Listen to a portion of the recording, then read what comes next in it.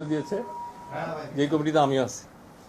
এই জন্য আপনাদের মাধ্যমে আমি সব শ্রেণীর সরকারি কর্মকর্তা কর্মচারী যারা আছে তাদের জন্য একটা বার্তা অথবা সুখবর দিতে চাই যে যেহেতু পে কমিশন একটা করা দীর্ঘ সময়ের ব্যাপার, ইন্টারিম টাইমে একটা মহার্ঘ ভাতা কমিটি করেছে যেখানে আমি আছি। আমরা সামনের সপ্তাহে প্রথম মিটিং করব এবং ওখানে একটা স্ট্র্যাটেজি কৌশল অথবা কীভাবে আপার লিমিট লোয়ার লিমিট ঠিক করে অফিসার স্টাফ স্ল্যাব ঠিক করে ইনক্লুডিং পেনশনার, এবার যাতে পে স্কেল এই মহার্ঘ ভাতার সুবিধা পেনশনাররাও পায় সে ব্যাপারে সরকার একমত।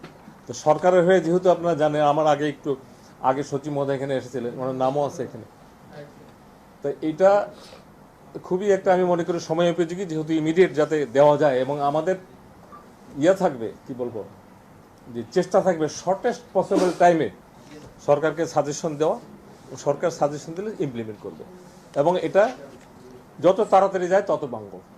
এটা হলো একটা বিষয়। এটা হলো মহার্ঘ ভাতা কি সরকার দেওয়ার সিদ্ধান্ত নিয়েছে যে কর্মকর্তা কর্মচারী? অবশ্যই মহার্ঘ ভাতা দেওয়া হবে দেখেই তো কমিটি করেছে, সেটাই কমিটি সাজেস্ট করবো। সময়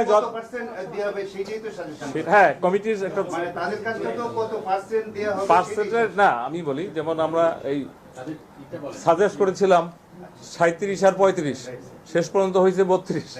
ঠিক এরকম আমরা আপার লিমিট আর লোয়ার লিমিট একটা দিব, কিন্তু দেয়া হবে, অবশ্যই দেওয়া হবে।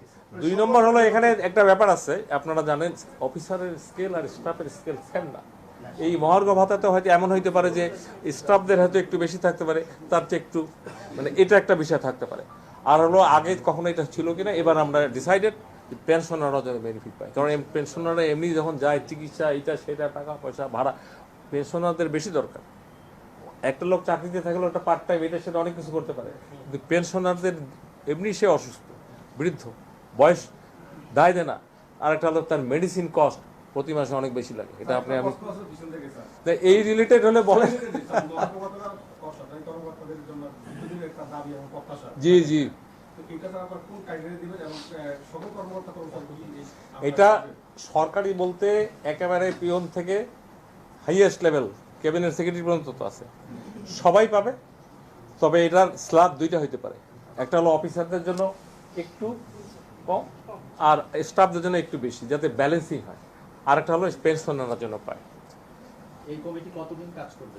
এই কমিটি মনে করেন আমরা যদি সামনের সপ্তাহে ফার্স্ট বসি, 2-3টা বেশি মিটিং লাগবে না, নট মোর দ্যান 2-3। এটা দীর্ঘ সূত্রতার বিষয় না, সময় দেয়নি, সময় আমরা কমে আনবো, সময় কমে এটা দিতে চাই। এই আমি সেকেন্ড পার্সন।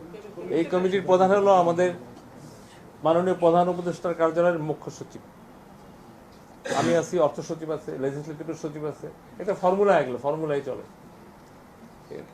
আমার মনে হয় আমরা এটা নিয়ে একটা আজকে অনেক খবরের মধ্যে একটা ভালো খবর।